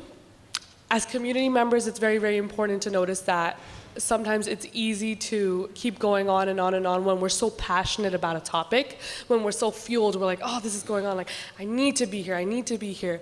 But what use would you be to yourself and others if you're just so burnt out that you can't even provide guidance or help or comfort to those closest to you? So take care of yourself. As a Japanese American myself, I think that, and I don't mean to generalize the community at large, because over the the generations, Japanese, what is a Japanese American? I feel like there's a panel about that in Little Tokyo every week. So I don't mean to overgeneralize, but I do think that we are a unique community in that we have this history, but we also currently are privileged groups of people. And so I believe that as Japanese Americans, what we should do is recognize that privilege and utilize it to those who can benefit from it. And what do I mean about like money? I mean like donate to places, donate, you know, one of the most heartbreaking or frustrating and heartbreaking things about the immigration system is that even if somebody is deemed not a risk or a danger to society or a flight risk, so somebody who might just flee and not go to court. Even if a judge determines that person is not a flight risk, is not a danger to society, that person still has to pay a high bond, so money, in order to be released from immigration detention. And you have to pay that up front. It's not like a piece by piece you can pay. And the minimum is $1,500, there is no maximum. I've seen bonds of $50,000. And you know, there are different nonprofits that are looking for example, donations so that people can attend their immigration proceedings. We all know that rent is too high here in Los Angeles. Immigration court here is in Los Angeles, but nobody can afford to live in Los Angeles, so that means so many people who have immigration court proceedings live far, far away and cannot get to court without help.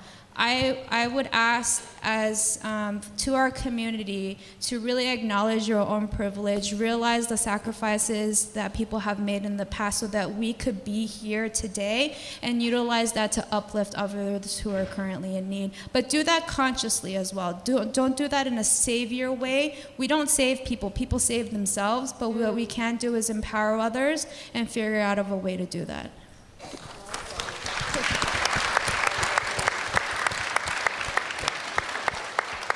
Thank you, everyone, and please give the panel another hand for a great job. Thank you. Thank you. Thank you, everyone. Thank you.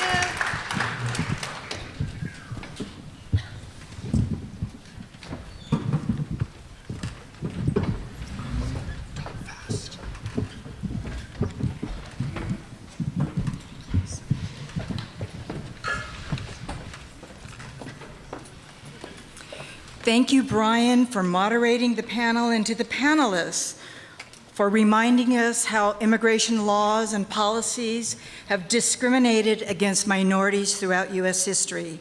From our experience during World War II, Japanese must stand up and speak out to show we care how the government is treating those people seeking better lives for their children and families. Also want to say thank you to our panelists for calling to attention the many pressing concerns that our immigrant communities are experiencing and ways we can support them.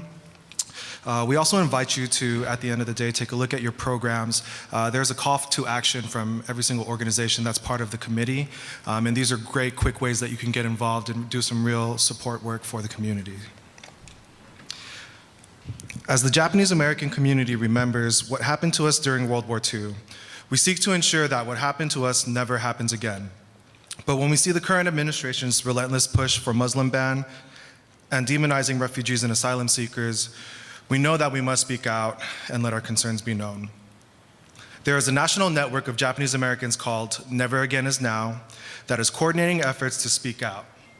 As part of this effort, Nikkei Progressives here in LA just completed their Families Belong Together quilt, which you can see over on my left, your right-hand side over there, it's up against the wall. This quilt is a tangible show of support for immigrants and refugees who suffer from detention, family separation, and harsh conditions at the border. Funds have been donated as a part of this move here, and that all the money donated will go to detainees and families who have been separated. On this day of remembrance, let us remember how Japanese Americans felt totally devastated and alone during World War II, and how difficult it was to raise their families after the war. They had to carry guilt and shame for things they were blamed for but had nothing to do with.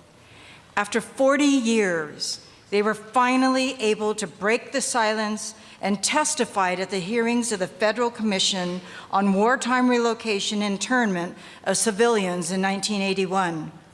Those commission hearings were incredibly powerful and set the Japanese American community in motion toward healing and redress. But many don't know about the significance of the commission hearings and how former incarcerees courageously spoke out about the injustices they suffered. These hearings inspired Tracy Kato-Kiriyama and Kennedy Cabasares of the Pool Project Ensemble to collaborate with NCRR to produce Tales of Clamor, which features clips from the commission hearings. I've seen it twice. I'm seeing it again in a couple of weeks. And I just want to add, I've always said, when I grow up, I want to be Tracy Kato-Kiriyama. So here is a brief video about Tales of Clamor. And because of this evacuation, I really denied my children their Japanese heritage. I wanted to erase that part. I felt ashamed because I loved my parent. I also loved America. I get goosebumps when I sing the Star-Spangled Banner. I believed what our teachers taught us about what a great country America is. There are some...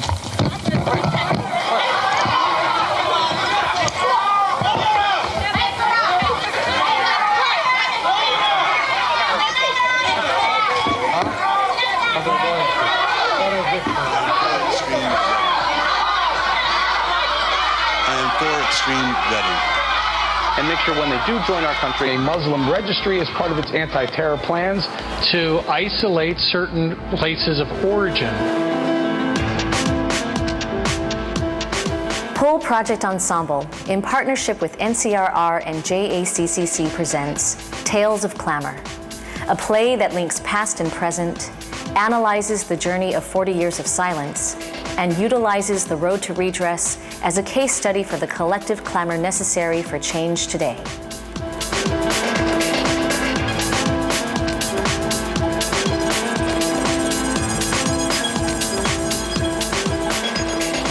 You know, and he's mad, you know, wondering why I didn't say anything. He says, how could you just go like sheep? No protest. You know, I told him, we don't like talking about camp. And then I don't say nothing. You know, a lot of us, we just don't. I know he's angry.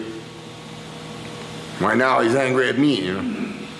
Maybe if I tell what happened to me, he'd stop being angry at me and be angry for me. And he should know everything. So, here, can you help me write this?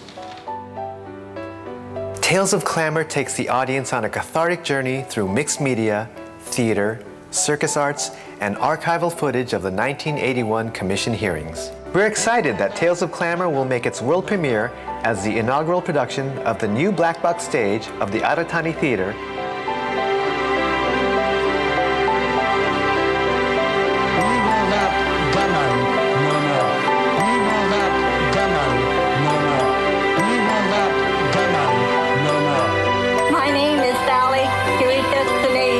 My name is Sue Kunitomi Embry.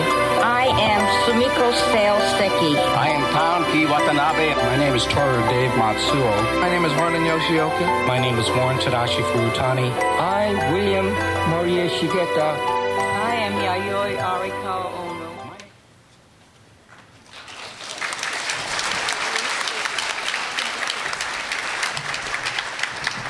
Tracy's coming up right now to share a few words about Tales of Clamor. Hi, how's it going, everyone? Thank you so much for letting us have some of your time. I honestly didn't realize we were in the list of call to action, and it would be very crass and remiss for me to say that the call to action is to see our show. So I won't do that. but pick up a flyer on your way out. But I do want to speak to the power of story and coming together to have conversation around what stories bring up, what memories bring up. And really, I wanted to speak more on the impetus, and the reason for doing this project in the first place was really to connect the dots. We didn't set out to write the redress story, per se. We wanted to think about how, in the present time, we are facing the same things that our community faced way back when, right? Family separation, detainment, deportation, right? The destruction of community, pitting the good American versus the bad American. And so that's what I think I'd like to have us think about today, is connecting the dots, giving support, and giving time and money, not assuming that we know what it means to be a good ally right now, but to really ask questions and to work directly with people directly affected, our neighbors, our friends, our family, right? Folks in the immigrant community, in the Muslim community. And I really just want to keep us thinking about, how do we connect the dots? How do we connect the dots and act accordingly, right? And how do we ask more questions so that we can move forward? How do we spend our money? And really, I just want to echo what the panel just said, and just have us remember to give of ourselves, our time, our money, to organizations like the UCLA Labor Center, to projects like Dream Summer, all of these things that really bring people together to heal a little bit, to ask us and give us time to take care of ourselves and each other. And so, I want to do a little bit of a verbal exercise, and I want you to join me. So I'm going to say something. I want you to just repeat, okay? So it's going to start with, I give myself permission, okay? Let's just try that out loud. I give myself permission. I give myself permission. Okay, good. I give myself permission. I give myself permission. To connect the dots. I give myself permission. To use my voice. I give myself permission to be a little bit louder. I give myself permission to show up for others now. Okay, let's connect the dots and keep moving. Thank you so much.